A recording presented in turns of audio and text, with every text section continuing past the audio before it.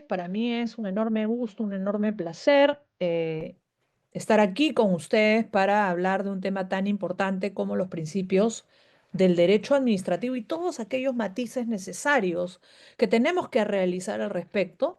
En primer lugar, quiero agradecer profundamente a la invitación de la Cátedra Chipana Catalán, que busca constantemente fomentar el conocimiento jurídico en toda su dimensión, con un carácter abierto, lo cual es ciertamente enriquecedor. Además que este tipo de actividades permiten difundir la cultura jurídica em, a lo largo y ancho de todo nuestro territorio nacional, por supuesto, ¿no?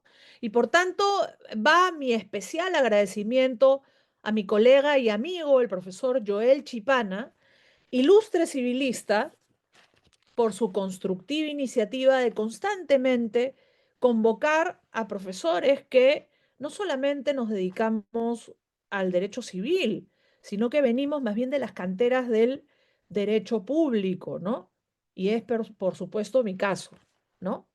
Se me convoca para hablar de los principios del derecho administrativo, pero hay que saber hacer una distinción entre los principios del derecho administrativo y los principios del procedimiento administrativo. Se suele confundir principios del derecho administrativo con principios del procedimiento administrativo, a pesar de las confluencias existentes, obviamente, entre ambos conceptos, ¿no? Para ello me voy a apoyar de unas diapositivas, ¿no? No es lo mismo, repito, hablar de los principios del derecho administrativo que de los principios del procedimiento administrativo, aunque hay, por supuesto, comunicación entre estos conceptos, hay vasos comunicantes entre ambos, evidentemente. Yo creo que hay una relación género-especie, es decir, los principios del procedimiento administrativo también son principios del derecho administrativo, pero hay algo más cuando hablamos de principios del derecho administrativo, ¿ya? Cómo definiríamos a los principios del derecho administrativo?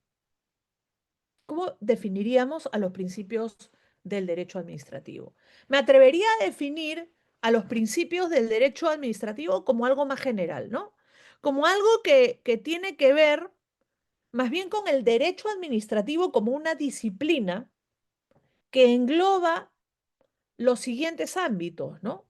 El derecho administrativo no es solamente, aunque es una parte importante eso, eh, el derecho del procedimiento administrativo, sino que es también el derecho de la organización del Estado, el derecho de la organización y de las funciones del Estado, que de alguna forma, y en la tónica y en la lógica, yo siempre repito esto, que el derecho administrativo, como dice Fritz Werner, es el derecho constitucional concretizado, ¿no? La organización del Estado como la concreción de una estructura estatal constitucionalmente consagrada, de manera general en la Constitución, pero que en el derecho administrativo la organización del Estado también está regulada. En algunas normas organizativas, la norma organizativa por excelencia del Perú es la Ley Orgánica del Poder Ejecutivo, ¿no?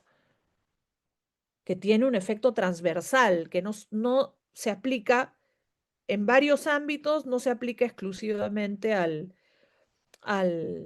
Poder Ejecutivo, ¿no? En el ámbito, por ejemplo, de los sistemas administrativos, trasciende el Poder Ejecutivo y también se aplica, por ejemplo, a los gobiernos locales, regionales y a otras entidades, ¿no? Entonces,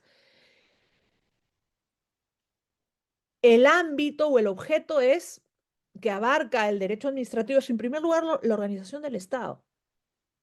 Incluso en los cursos de derecho administrativo que se dictan en las diversas universidades, administrativo uno es un derecho de organización administrativa, ¿no? Y el procedimiento administrativo en sí, claro está, obviamente forma parte del derecho administrativo. La doctrina italiana ha denominado a ese derecho de organización y funciones de la administración pública el derecho administrativo estático, por decirlo de alguna manera. El derecho administrativo interno, si se quiere, ¿no? Es la administración pública consigo misma. ¿Cómo se organiza? Obviamente, ese consigo misma quizás no sea tan apropiado en el término o en el tema del interés público. Evidentemente está allí para defender el interés público, pero además, si organizamos bien el Estado, si sus funciones están correctamente delimitadas, organizadas, vamos a tener evidentemente una mejor provisión de servicios a la ciudadanía en lo que atañe o en lo que le compete a la administración pública. Pero la doctrina italiana lo llama derecho administrativo estático, es el derecho de la administración consigo misma, digamos, ¿no? Y luego tenemos el derecho administrativo dinámico, en el sentido del derecho administrativo relacional. Es decir, ya cuando el ciudadano, ejerciendo su derecho fundamental de petición, artículo 2, numeral 20 de la Constitución, inicia un procedimiento administrativo, realiza una solicitud con el propósito de obtener una resolución, un acto administrativo, una autorización, una licencia o lo que fuere de la administración que califique como acto administrativo. Y todo ese íter, todo ese camino lleva la denominación de procedimiento administrativo, ¿no? Repito, derecho administrativo estático, la administración como organización, derecho administrativo relacional en la relación con el ciudadano cuando éste inicia un procedimiento administrativo en ejercicio de su derecho fundamental de petición consagrado en el numeral 20, artículo 2 de la Constitución. Y también hay otra dimensión del procedimiento administrativo que son los procedimientos iniciados de oficio, fundamentalmente el procedimiento sancionador, el PAS, ¿no? El famoso PAS, que ese sí se inicia de oficio, como bien señala la norma, ¿no? Entonces, cuando hablamos de principios del derecho administrativo, hablamos de los principios que rigen a una disciplina muy completa, ¿no? Que tiene estas dimensiones, ¿no? Inclusive, antes de llegar a este punto, perdón, podemos mencionar lo siguiente, ¿no? Antes de mencionar esto. Sí, con toda sinceridad, en realidad hay poca doctrina sobre principios administrativos. Incluso hay poca doctrina, aunque hay un poquito más, sobre los principios del procedimiento, ¿no? Eh, y hay mucha menor doctrina sobre los principios del derecho administrativo. Es casi nula. Y lo que encontramos sobre principios del derecho administrativo probablemente sea una confusión entre derecho administrativo y procedimiento administrativo, siendo el procedimiento administrativo una parte importante, pero una parte del derecho administrativo. ¿Ya? Sobre ello no hay mucho y yo creo que ahí hay un campo interesante por explorar, por supuesto, ¿no? Dentro de lo que hay, pero no tanto en doctrina, sino más bien en el ámbito de la regulación de la norma, ¿no? Tenemos, para el primer caso, los principios de la Ley Orgánica del Poder Ejecutivo, que rigen la organización del Estado y las funciones y la actuación del Estado, fundamentalmente el Poder Ejecutivo, pero que a través de la lógica de los sistemas administrativos va a tener un efecto más transversal, ¿no? Entonces, hay una serie de principios en la Ley Orgánica del Poder Ejecutivo que hay que prestarles mucha atención, ¿no? Em, y también, por supuesto, los hiper archiconocidos principios de la Ley del Procedimiento Administrativo General. Norma que cuando aparece en el peruano, el 11 de abril del año 2001, ¿qué estabas haciendo el 11 de abril del año 2001? Yo me estaba tomando un café en el estudio de abogados donde trabajaba. Estaba tomándome un café para despertarme, porque era muy temprano por la mañana, ¿no? Y para el puesto que yo tenía, pues me daban la tarea, una de las tareas que tenía muchas, ¿no? Muchísimas, diría yo. Era justamente revisar el peruano todos los días, que es además algo que los abogados y abogadas hacemos, ¿no?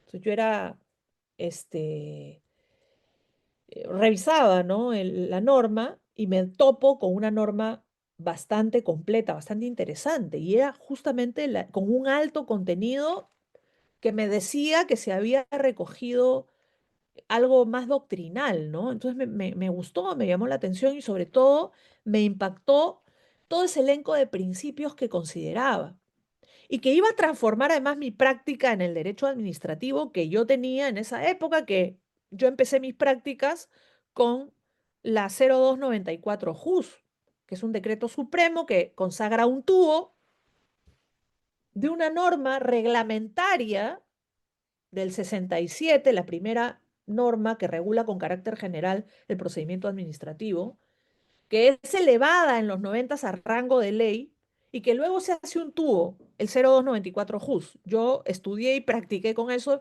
y después viene esta ley que, digamos, actualiza completamente y que consagra, por cierto, una serie de principios. E impactada por esto, verdaderamente impactada por esto, me animé a escribir un artículo académico y fue mi primer artículo académico en la vida, ¿no? Y a partir de ahí, bueno, ese artículo está, digamos, es algo conocido, diría yo, a pesar de los años, lo siguen citando, viendo, la verdad que yo agradezco eso, ¿no?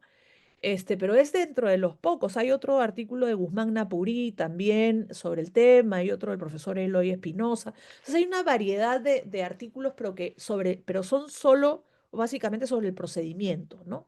Pero no se ha estudiado tanto, y eso es una tarea pendiente en la doctrina administrativista y publicista, el tema de los principios de organización, que son también muy importantes. Principios de la Ley Orgánica del Poder Ejecutivo. Estos principios los vamos a observar en este momento. ¿Dónde están? A ver, acá está. La famosa LOPE, que es una norma que se debe leer más, por cierto. Es una norma que se le debe prestar la debida atención, ¿no? Bien, en la LOPE tú tienes un artículo 2 o un artículo 1 en el título preliminar donde arrancan los principios, ¿no? Que evidentemente, claro, son aplicables al Poder Ejecutivo, pero podríamos incluso interpretar a partir de normas que están al final de este texto, que pueden tener un impacto transversal en el Estado peruano a través de la figura de los sistemas administrativos, ¿no? Repito. Pero esta norma establece en su título preliminar, esta norma es, por cierto, del año 2007, de diciembre del año 2007, fue publicada el 20 de diciembre del año 2007, estoy hablando de la Ley Orgánica del Poder Ejecutivo, repito, Ley 29158, que establece el principio de legalidad, el principio del servicio al ciudadano, del cual hay que destacar el subprincipio de eficacia y el de eficiencia, fíjense, ¿no?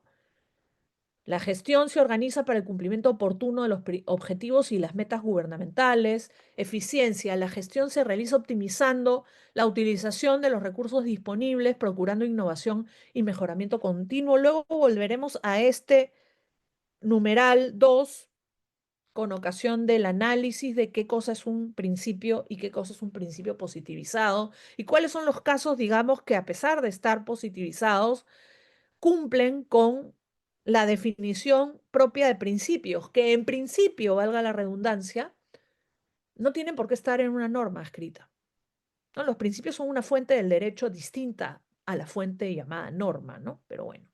Luego hay un principio de simplicidad, sostenibilidad ambiental, son subprincipios del servicio al ciudadano, predictibilidad, continuidad, rendición de cuentas, prevención, celeridad. Luego hay un principio de inclusión y equidad, principio de participación y transparencia, principio de organización e integración, principio de competencia. Digamos, estos son los principios del derecho administrativo organizativo en el Perú. sin perjuicio de otros principios que existan en normas sectoriales que también son derecho administrativo especial. Ya de eso podríamos hablar horas de eso, ¿ya? Entonces, estos son principios, como repito, positivizados. ¿Qué son los principios positivizados? Son principios que aparecen escritos en las normas, ¿no? Que aparecen por escrito en una norma.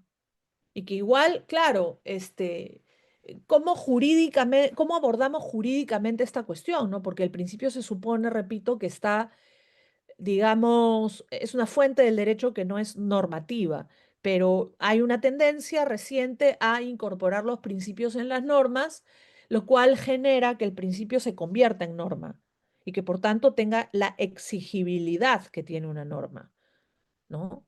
Es una cuestión básica, quienes estudien derecho en este momento tienen que tenerlo y quienes hayan estudiado derecho, también todos creo, tenemos que tener muy clara la diferencia entre norma y principio. Los principios establecen mandatos abiertos y mandatos o, en todo caso, mandatos de optimización. Hazlo lo mejor que puedas, ¿no? Mientras que las normas establecen mandatos cerrados. ¿Lo cumples o no lo cumples? Y si no lo cumples, hay una consecuencia jurídica que puede ser una sanción, en el caso penal puede ser una privación de libertad, etcétera, ¿no?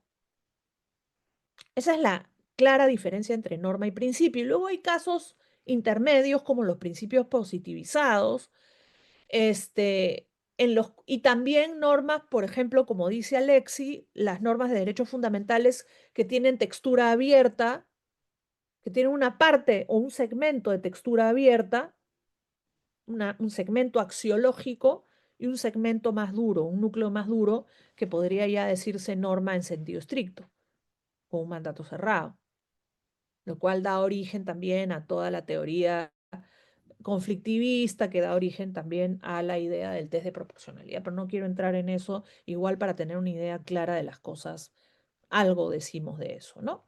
Fuera de lo normado, fuera de lo positivizado, tenemos básicamente otros principios, ¿no? Del derecho administrativo, como por ejemplo la seguridad jurídica. La seguridad jurídica, que además es uno de los grandes fines del derecho, ¿no? La seguridad jurídica. Que por cierto entronca claramente con un principio del procedimiento administrativo que se denomina principio de confianza legítima, ¿no? Que ha sido mejorado, por cierto, que ha sido incorporado, yo diría mejorado, ¿no? Antes se llamaba predictibilidad a secas y ahora es predictibilidad o confianza legítima, pero ha sido mejorado en el año 2016 por el decreto legislativo 1272, ¿no? Ya. En todo caso, hay un extenso, un enorme, un rico campo por explorar en todo el tema de la investigación sobre los principios del derecho administrativo. Hay otro principio del derecho administrativo. Algunos autores como Morón, por ejemplo, dicen, es principio del derecho administrativo o principio general del derecho administrativo, cláusula que, por cierto, está también en la ley del procedimiento administrativo general, ¿no? Pero lo dice, no enuncia cuáles son los principios generales del derecho administrativo. Sí, por el contrario, los del procedimiento administrativo, pero simplemente menciona, ¿no? El término principios generales del procedimiento administrativo. La pregunta es cuáles son, ¿no? Seguridad, algunos dicen seguridad jurídica, otros dicen, como Morón, por ejemplo, dice interdicción de la arbitrariedad, ¿no? Que en el Perú tiene un reconocimiento jurisprudencial del TC, en España está en la Constitución española en el 9.3, y en el Perú está incluido también en el principio de confianza legítima, aunque con otro texto, ¿no? Pero luego vamos a ir a ese principio, ¿no? Pero en todo caso, repito, hay un extenso, enorme, rico campo de investigación, un campo por explorar en la cuestión de los principios del procedimiento administrativo, o mejor dicho, yo diría del derecho administrativo. Del procedimiento hay más cosas escritas, pero no tantas, pero las hay, ¿ya? Las hay, ¿ya? Volvemos a compartir las diapositivas un poco continuar con la hilación, ¿no? De lo que decimos, ¿no? Este, esto lo acabamos de decir, efectivamente, los principios positivizados, ¿no? Tenemos principios positivizados tanto en la ley del procedimiento administrativo general como en la ley orgánica del Poder Ejecutivo con carácter general, pero luego en ordenamientos más concretos del derecho administrativo, llámese derecho administrativo especial, tenemos también una tendencia que viene de hace 20 años a establecer, o 20 más de 20 años diría yo, ¿no? De establecer principios positivizados. Es una tendencia del derecho público. Por ejemplo, la encontramos la, mm, en la ley de contrataciones del Estado, que se llama ahora la Ley General de Contrataciones Públicas, vigente desde el 22 de abril, ¿no?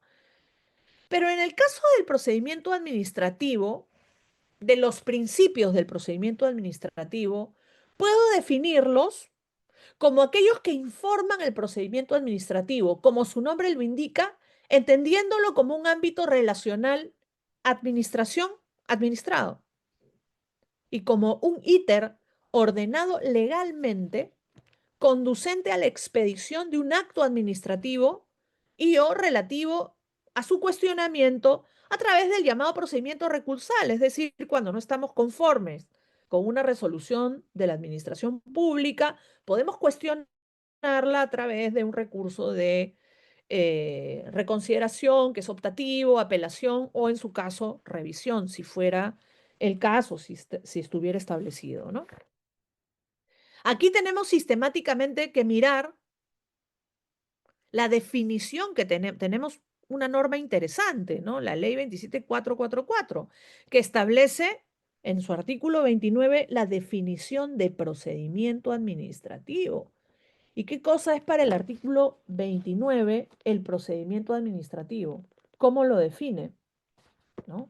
Se entiende por procedimiento administrativo al conjunto de actos y diligencias tramitados en las entidades, conducentes a la emisión de un acto administrativo que produzca efectos jurídicos individuales o individualizables sobre intereses, obligaciones o derechos de los administrados.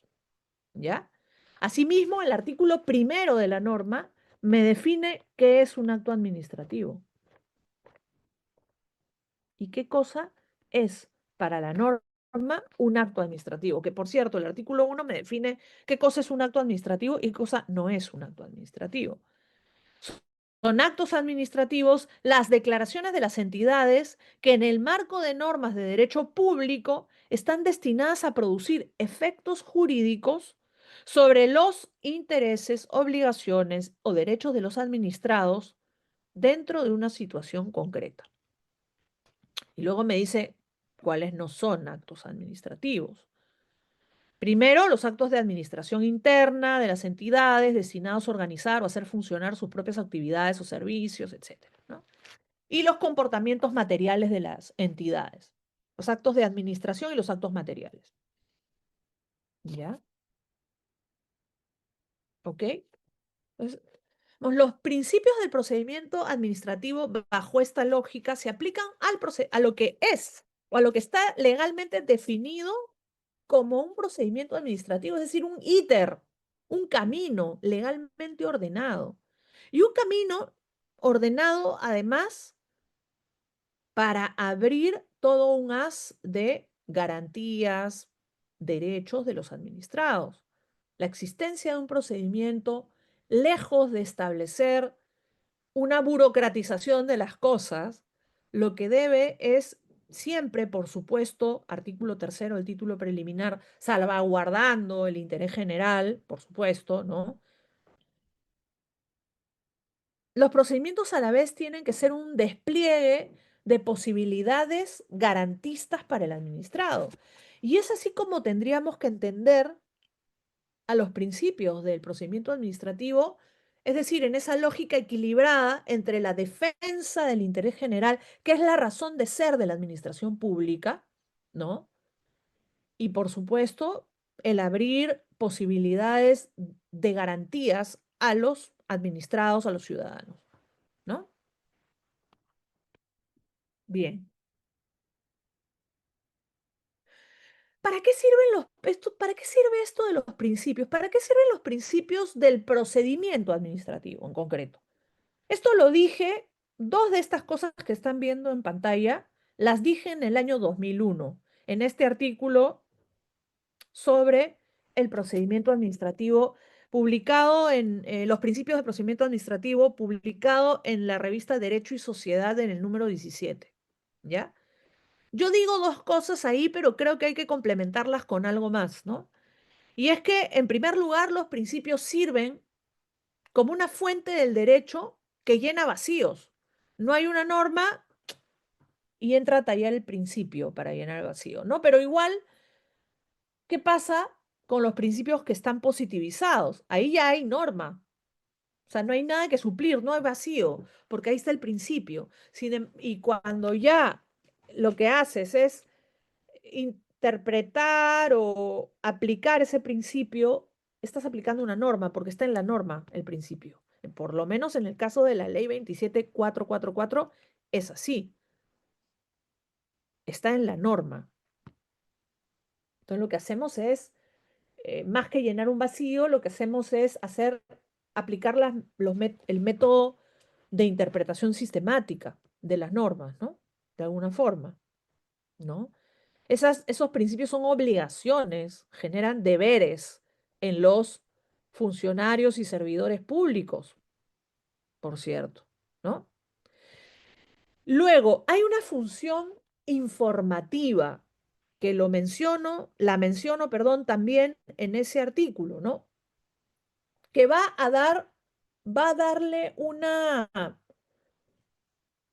caracterización a la rama del derecho de la que estemos hablando, en este caso del derecho administrativo. Y más concretamente va a caracterizar al procedimiento administrativo, cómo tiene que ser, ¿no? ¿A qué aspiramos? ¿Y cómo tiene que ser? ¿Y cuáles son sus rasgos? O sea, la función informativa de los principios nos viene a dar los rasgos de la rama del derecho a la que se refiere. Esto lo digo en 2001 y lo sostengo, ¿no? Es el alma del derecho o los principios son el alma del derecho y son el alma de la rama del derecho que pretende informar. Lo digo en 2001 y efectivamente imprimen un carácter, una característica, una esencia. O sea, tienen una función de constituir esencias, ¿no? Si uno hace un tránsito, una lectura, ¿no? Por distintas normas que establezcan principios, vamos a darnos cuenta de eso, ¿no? De que entran a caracterizar esa rama del derecho, ¿no? Luego, esto sí lo agrego más recientemente, o sea, lo pienso más recientemente, y es que los principios cuentan con un anclaje constitucional clarísimo, algunos más que otros. Algunos incluso pueden ser entendidos como derechos fundamentales o como la proyección o la concretización en clave administrativa de un derecho fundamental. Tal es el caso del principio del debido procedimiento administrativo, ¿no? El debido procedimiento, y esto lo ha dicho el Tribunal Constitucional en su oportunidad tempranamente, en el año 97, es una proyección del debido proceso consagrado en el artículo 139 de la Constitución, ¿no? Y luego, y esta es una definición del gran maestro Robert Alexi, los principios son mandatos de optimización. Es decir, en su esencia te plantean, hazlo lo mejor posible. Mandato de optimización. Si no lo haces perfecto, no hay problema. La norma sí te da un mandato cerrado. Hazlo y si no lo haces, tienes una sanción, tienes una, este, pero claro, hay que ver qué principios, según cómo están redactados, ¿no? Son verdaderos mandatos de optimización y qué principios son ya directamente obligaciones. Normas tienen características más de norma, son más duros en ese aspecto. el debido procedimiento, es norma, no es un principio meramente, no es un ideal. El debido procedimiento, si no se cumple, hasta puede generar el incumplimiento del principio del debido procedimiento, que implica muchas cosas que luego las vamos a ver. El derecho a ser oído, el derecho a presentar pruebas, a presentar tus argumentos. Si gravemente no te han dejado hacer eso en el marco de un procedimiento administrativo, con toda justicia y con toda razón, tú puedes abrir un amparo, porque hay un quebrantamiento de un derecho fundamental. Pero principios como el de eficiencia administrativa de la ley orgánica, este no es de procedimiento, es de organización, pero igual lo uso para el ejemplo. Un principio que, a pesar de que está por escrito, que caracteriza en su redacción la lógica del mandato de optimización de Alexis, es el principio de eficiencia, el subprincipio de eficiencia de la Lope, que te dice tienes que procurar innovación, optimizar, ¿no? Hay terminologías que más me llevan a pensar en un mandato de optimización. Los principios del procedimiento administrativo, los de la ley 27444, son más directamente normas, más que nada. Y son bastante explicativos, por cierto. El otro día, conversando con el profesor Danos, el otro día, no, hace algunos años, algunos pocos años, conversando con el profesor Danos, que estuvo en el anteproyecto de esta norma, ¿no? Que formó parte de la comisión que redactó el anteproyecto, me indicaba que la idea también de que de estos principios del procedimiento administrativo general era redactarlos de modo tal que fueran entendidos por los funcionarios y servidores públicos, que no todos son abogados, ¿no? Y evidentemente creo que cumplió el cometido, ¿no? Yo de alguna forma también lo digo en el artículo de 2001, al final, ¿no? Cuando hablo de que la norma está dirigida a operadores, los operadores del derecho administrativo no necesariamente son abogados, son técnicos también, ingenieros, arquitectos, o sea, y también tienen que tener evidentemente claro qué significa cada una de las cosas, ¿no? Bien, bien, entonces, ¿cuáles son los principios finalmente del procedimiento administrativo general? ¿Cuáles son los principios? ¿No? No están redactados, como dije hace un rato, están redactados, mejor dicho, de manera sencilla, no como el background de esta imagen, que no entendemos nada. Yo, por lo menos, no entiendo nada de matemáticas, ¿no? Salvo las operaciones básicas, ¿no? Los principios a contramano de lo que vemos en la imagen, sí, pues efectivamente están escritos de una manera sencilla, aunque siempre hay cositas por mejorar y desde luego han habido mejoras bastante elogiables con el decreto legislativo 1272 del año 2016, que se da durante el gobierno de Kuczynski, me parece, sí, 2016, y que es la transformación más importante de esta norma, ¿no? Y que reconfigura algunos de los principios, como el de confianza legítima, como los de presunción de veracidad, también los reformula, les da un giro interesante y agrega 3 principios más, además, ¿no? Los principios existentes son 19. En la redacción original estoy hablando de los principios del procedimiento administrativo. Son 19, en la redacción original eran 16, se han reconfigurado algunos de los 16 y se han agregado 3 más, ¿no? Y vamos a leer cada uno de ellos para tener una idea más clara del asunto, ¿no? Principio de legalidad. El principio de legalidad es un principio esencial en el procedimiento administrativo. En tal sentido, las autoridades administrativas, dice la norma, el numeral 1.1 del artículo cuarto, por cierto, están en el artículo cuarto del título preliminar. El artículo 1.1 del título preliminar señala o establece que las autoridades administrativas deben actuar con respeto a la Constitución, la ley y al derecho dentro de las facultades que le han sido atribuidas y de acuerdo con los fines para los que les fueron conferidas. Esto nos dice, como dice Morón, por ejemplo, que debemos entender en un sentido amplio este principio. Tenemos que entenderlo como un principio de juridicidad. El término más apropiado, me parece, sería principio de juridicidad, porque hay que respetar a todo el derecho, incluyendo la fuente normativa, es decir, la norma escrita, que empieza no de la ley, sino de la Constitución, en su vértice superior. El vértice superior del ordenamiento jurídico es la Constitución. Y la supremacía de la Constitución debe ser defendida en todo momento e incluso en el ámbito del procedimiento administrativo.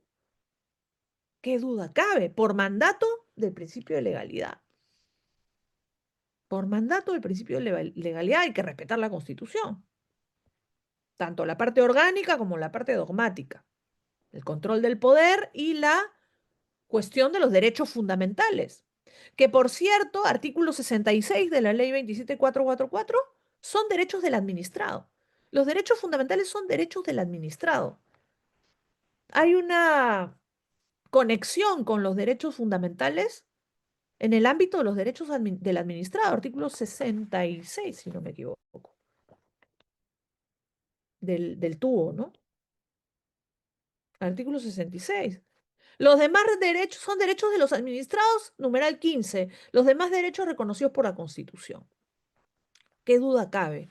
Y por supuesto la ley, la norma reglamentaria, con todo lo que ello implica, y todo el derecho. Y ya cuando me dices respeta el derecho, ya no solamente me estás hablando de la norma escrita, me estás hablando de todo un sistema de fuentes del derecho administrativo o del procedimiento administrativo. Y esto, para conocerlo, tenemos que leer el artículo quinto del título preliminar. Fuentes del procedimiento administrativo, ¿no? Donde se incluye también la jurisprudencia. Respetar la jurisprudencia es respetar el principio de legalidad o el principio de juridicidad, para hablar de manera más precisa, ¿no? Respetar la jurisprudencia es respetar el principio de legalidad, ¿no? Que es fuente del derecho, la jurisprudencia emanada, por supuesto, del Poder Judicial, ¿no? La, entre comillas, jurisprudencia o precedente administrativo también, evidentemente, que tiene un tratamiento en el artículo sexto del título preliminar. Luego la, hay un tema también que es complejo, ¿no? La costumbre administrativa. Algunos dicen, no, la costumbre no se aplica al derecho administrativo o es difícilmente aplicable el derecho consuetudinario al derecho administrativo. Yo tengo mis dudas, ya hay doctrina más reciente que está escribiendo sobre costumbre en el derecho administrativo. Por ejemplo, la de José María Rodríguez de Santiago, administrativista español, que sí dice que puede haber costumbre administrativa en algunos ámbitos del derecho administrativo. No, por ejemplo, algunos ámbitos de carácter técnico, ¿no? O ámbitos discrecionales también, ¿no? Pero bueno, principio de legalidad, principio del debido procedimiento que ya dije tiene que ser leído en clave, esto ya lo ha dicho el TCE, en clave de derecho fundamental, en clave de una proyección o una concreción del derecho fundamental al debido proceso en sede administrativa, ¿ya? Este principio indica que los administrados gozan de los derechos y garantías implícitos al debido procedimiento administrativo, que comprenden de modo enunciativo, mas no limitativo, los derechos a ser notificados, a acceder al expediente, a refutar los cargos imputados, a exponer argumentos, a presentar alegatos complementarios, a ofrecer y a producir pruebas, a solicitar el uso de la palabra, cuando corresponda, a obtener una decisión motivada, fundada en derecho, emitida por una autoridad competente y en un plazo razonable, y a impugnar las decisiones que les afecten. La institución del debido procedimiento administrativo, fíjense la aparición de, se rige por los principios del derecho administrativo. O sea, no solo por estos, sino por los del derecho administrativo, ¿no? Pero la intención de este párrafo es aclarar lo siguiente. La regulación propia del derecho procesal es aplicable solo en cuanto sea compatible con el régimen administrativo, que había en esa época, me acuerdo, porque en el 91, entiendo que en el 91 sale el Código Procesal Civil, ¿no? O sea, había una confusión entre proceso y procedimiento que en la actualidad creo que está bastante más nítidamente diferenciada, ¿no? Pero en aquella época sí había una confusión, ¿no? Pero bueno. Por eso hace la aclaración este párrafo, ¿no? Luego, hay un principio medular a la actuación administrativa, que es el impulso de oficio. Las autoridades deben dirigir e impulsar de oficio el procedimiento y ordenar la realización o práctica de los actos que resulten convenientes para el esclarecimiento y resolución de las cuestiones necesarias. Este es un principio que nos dice que la administración debe ser proactiva y que para ser cumplido requiere algo que muchas veces falta en la administración pública peruana, ¿no? Que es una buena gestión pública, un buen uso de los recursos públicos, una modernización de los medios materiales de la administración, ¿no? El impulso de oficio requiere una administración proactiva, una buena gestión administrativa, que muchas veces falta, una correcta asignación presupuestaria, que son cuestiones, todas ellas o muchas de ellas, pertenecientes más bien al ámbito de la gestión y de las políticas públicas, que tienen una relación directa con el derecho administrativo. Y por supuesto, el principio de impulso de oficio implica una administración técnicamente capacitada, con recursos humanos debidamente capacitados para que realicen correctamente ese impulso, porque este principio tiene una directa relación con el principio de verdad material. Tú impulsas de oficio también para poder llegar a esa verdad real, al esclarecimiento de las cuestiones, ¿no? Y necesitamos una administración proactiva, ¿no? Sin duda.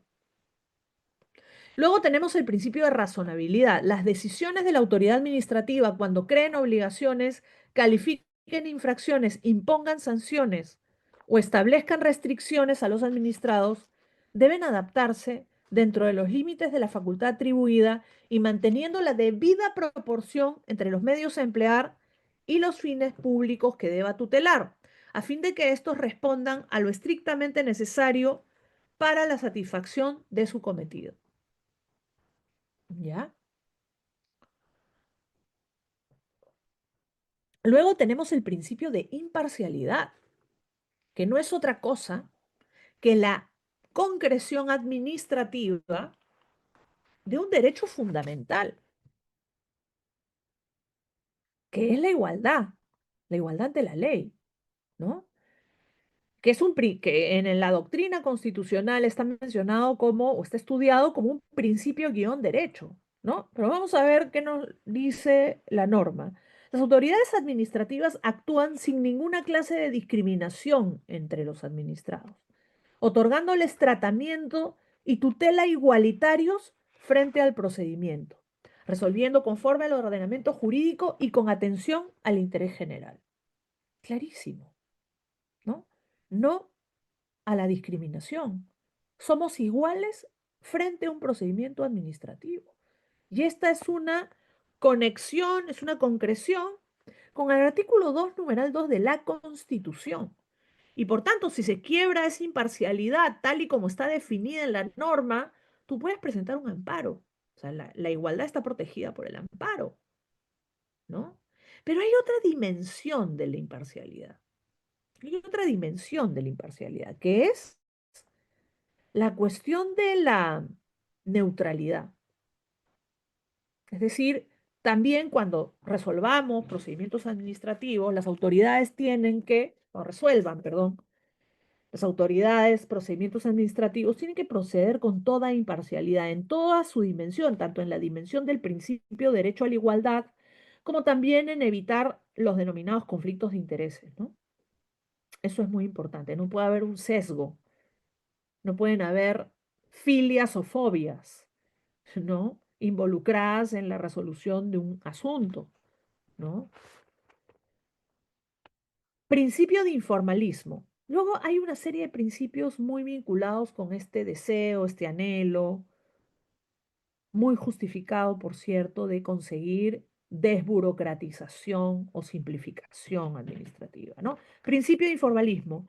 Las normas de procedimiento deben ser interpretadas en forma favorable a la admisión y decisión final de las pretensiones de los administrados, de modo que sus derechos o intereses no sean afectados por la exigencia de aspectos formales que puedan ser subsanados dentro del procedimiento siempre que dicha excusa no afecte derechos de terceros o el interés público. Luego tenemos un principio esencial que es el de presunción de veracidad. En la tramitación del procedimiento administrativo se presume, presunción por supuesto relativa, que los documentos y declaraciones formulados por los administrados en la forma prescrita por esta ley responden a la verdad a la verdad de los hechos que ellos afirman. Presunción relativa. Dice la norma, esta presunción admite prueba en contrario. ¿Y cómo se obtiene esta prueba en contrario? A través de la fiscalización posterior, o incluso a través de una denuncia, a través de la administración pública se da cuenta, etcétera. Pero el mecanismo está en el artículo 34. Hay consecuencias severas. El principio de presunción de veracidad desburocratiza también, porque no hay una desconfianza al inicio. Se presume que estás actuando conforme a ley, que estás presentando documentación correcta. Si presumiésemos lo contrario, generaríamos un agobio administrativo extremo. Te tendrían que pedir documentos, legalizaciones, lo cual puede generar sobrecostos incluso para los administrados que cumplen con la normativa y que presentan cosas reales, ¿no? Y en una sociedad donde hay mucha desconfianza, como la sociedad peruana, es importante recordarlo. Pero hay una desconfianza que lamentablemente pues tiene tiene bases reales, ¿no? O sea, entonces, ¿cómo equilibramos las cosas? Pues con una presunción de veracidad, es decir, confiamos en ti, pero hay de ti si traicionas esa confianza, porque si detecto que has traicionado esa confianza a través de la fiscalización posterior, puedo saber que traicionaste esta confianza. La fiscalización posterior es un artículo, el artículo 34, que es algo extenso, ¿no? Y que de entrada establece pues que efectivamente se puede verificar las cosas a posteriori, la documentación presentada, pero cuando se verifica o se detecta que lo que me presentaste era trucho, hablando en terminología coloquial, hay tres consecuencias fuertes. Primero, dos consecuencias de carácter administrativo. La nulidad del acto administrativo, que ahí concordamos con el artículo 3, el artículo 10, el artículo 213, del que se ha hablado mucho de la nulidad de oficio últimamente. Uno. Dos, una multa, una sanción de carácter pecuniario. Y tres, o en todo caso, una consecuencia de carácter penal. Una posible consecuencia penal, porque recordemos que la administración pública no es titular de la acción penal. Entonces la norma le dice, oye, si encuentras indicios o si encuentras estas situaciones que quebrantan la presunción de veracidad, pásale los actuados Le das la denominada noticia criminis, ¿a quién? Al Ministerio Público, quien ya pues determinará en su oportunidad si es que ahí hay un delito, ¿no? ¿Ok? Principio de buena fe procedimental es el que sigue, ¿no? Principio de buena fe procedimental, número 1.8 del artículo cuarto del título preliminar. ¿Ya? Buena fe procedimental. La autoridad administrativa, los administrados, sus representantes o abogados, y en general todos los partícipes del procedimiento, realizan sus respectivos actos procedimentales guiados por el respeto mutuo, la colaboración y la buena fe. La autoridad administrativa no puede actuar contra sus propios actos, salvo los supuestos de revisión de oficio contemplados en la presente ley. Ninguna regulación del procedimiento administrativo puede interpretarse de modo tal que la ampare alguna conducta contra la buena fe procedimental. Esta es una obligación o un deber moral y una obligación por su mandato normativo, pero tiene una raigambre axiológica, si se quiere, la buena fe, ¿no? Pero que es un concepto también del derecho. La buena fe es un concepto del derecho y que se incorpora al derecho público. En concreto, en el caso de la buena fe procedimental, es un mandato que no solamente es para el administrado, sino también para la autoridad administrativa y para los abogados también. Para el abogado del administrado, para el representante legal del administrado, que no es lo mismo que el abogado, ¿no? El gerente sería el representante legal de la empresa, por ejemplo, ¿no? También, todos, o sea, es un despliegue amplio que implica que tienes que cumplir con esta buena fe procedimental. No, pero es que no soy el administrado, simplemente soy su... No, también tú, y especialmente tú, como abogado, ¿no? Luego tenemos el principio de celeridad. Muchos identificamos la cuestión o las problemáticas de la administración pública con que esta es lenta, ¿no? ¿Qué dice el principio de celeridad? Quienes participan en el procedimiento deben ajustar su actuación de tal modo que se dote al trámite de la máxima dinámica posible, evitando actuaciones procesales que dificulten su desenvolvimiento o constituyan meros formalismos, a fin de alcanzar una decisión en tiempo razonable, sin que ello releve a las autoridades del respeto al debido procedimiento o vulnere el ordenamiento, ¿no? Evidentemente, el principio de celeridad no ampara las resoluciones prematuras que olviden los derechos de los administrados, ¿no? Que también, o sea, por muy rápido, a veces no se toman ni siquiera el tiempo para revisar el expediente y ya te dicen que no, y eso no, por favor, ¿no? El principio de celeridad conecta también con el tema del plazo para resolver. Hay cuestiones que abonan a ello, como, o que nos van ayudando cuando se quiebra el principio de celeridad, que es la técnica del silencio administrativo, ¿no? Pero siempre va a quedar esa obligación de resolver. Intervienen también en el cumplimiento del principio de celeridad cuestiones de gestión pública, cuestiones de una correcta dirección administrativa por parte de los órganos superiores que tienen que saber dar los asuntos a quien sepa más del tema, ¿no? Para que se resuelva de una manera eficiente, rápida, ¿no? Este, mm, la cuestión de los medios materiales, personales, también interviene en esto de la celeridad. La cuestión digital también, la interoperabilidad, la digitalización del Estado, ya diría incluso la utilización de algoritmos de inteligencia artificial que se está aplicando y se aplicará más y se hablará más de esto todavía en los meses venideros o en los años venideros, ¿no? Ya estamos en esa realidad, ¿no? Principio de eficacia. Los sujetos del procedimiento deben hacer prevalecer el cumplimiento de la finalidad del acto procedimental sobre aquellos formalismos cuya realización no incida en su validez, no determine aspectos importantes en la decisión final, no disminuya las garantías del procedimiento ni causen indefensión a los administrados. En todos los supuestos de aplicación de este principio, La finalidad del acto que se privilegie sobre las formalidades no esenciales deberá ajustarse al marco normativo aplicable y su validez será una garantía de la finalidad pública que se busca satisfacer. Este no es un principio de eficacia de la actuación administrativa necesariamente.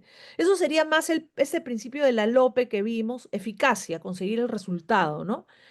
El principio de eficacia contextualizado al procedimiento administrativo implica una desburocratización, implica que tengo que preferir en un procedimiento administrativo determinado cumplir la finalidad del acto en vez de agobiar al administrado con formalismos inútiles, ¿no? Es un poco lo que nos quiere decir este numeral 1.10.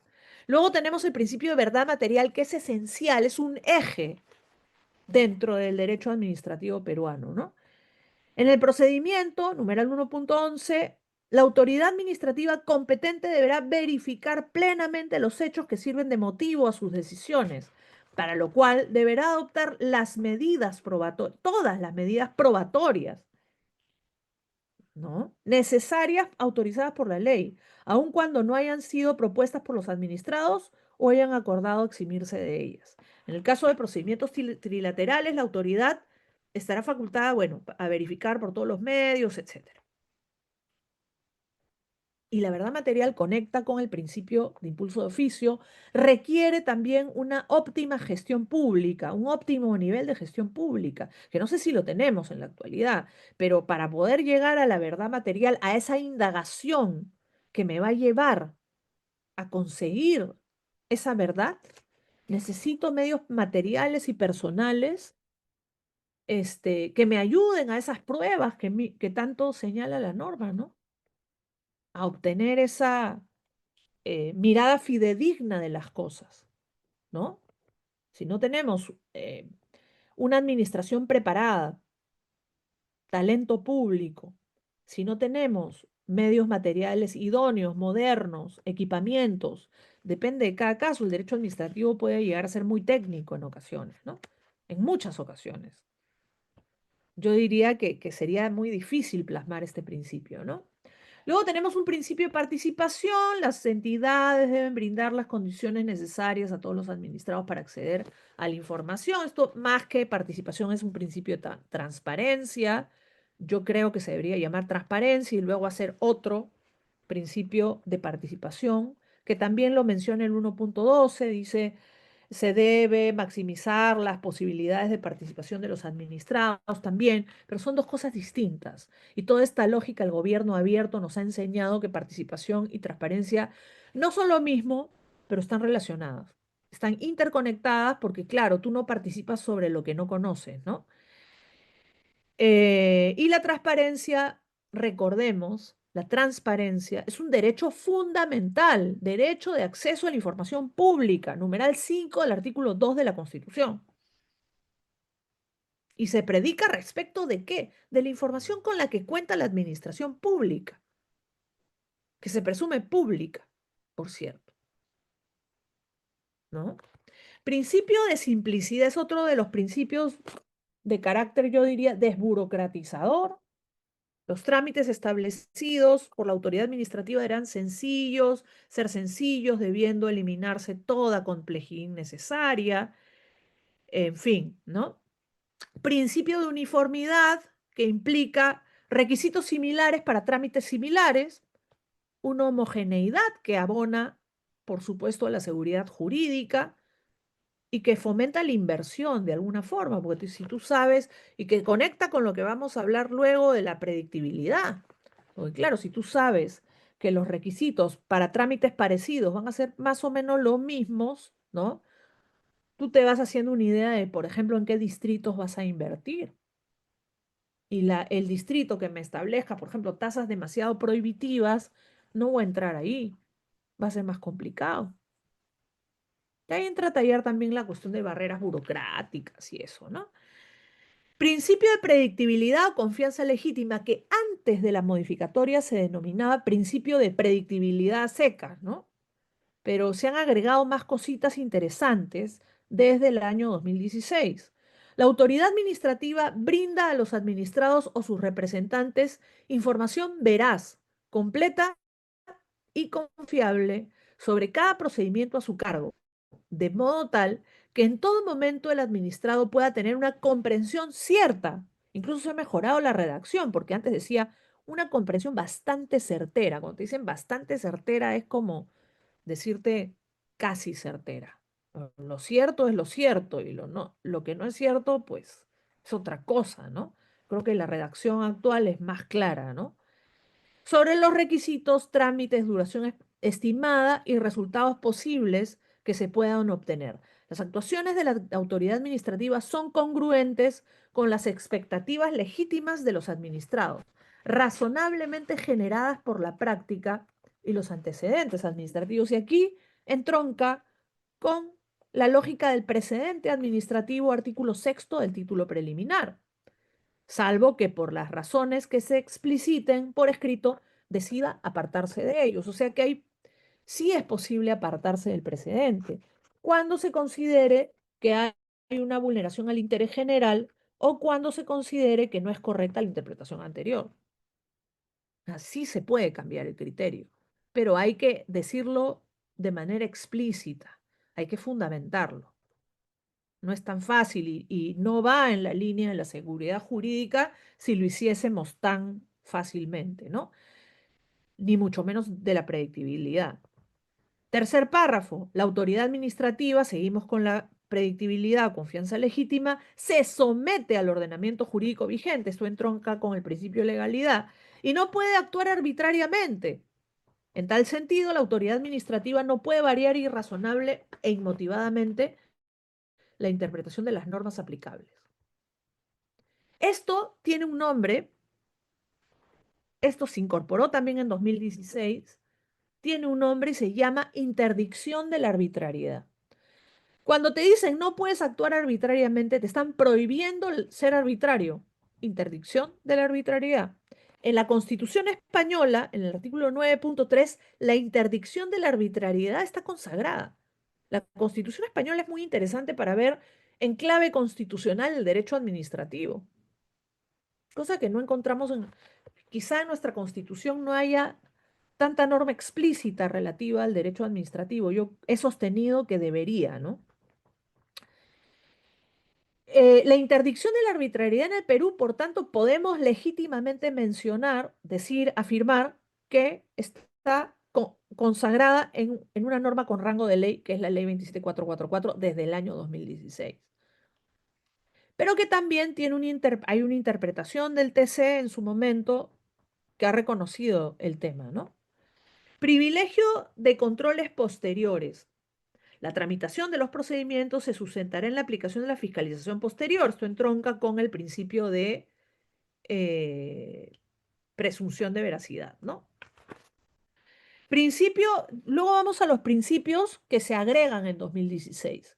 El ejercicio legítimo del poder, principio de responsabilidad y principio de acceso permanente, ¿no?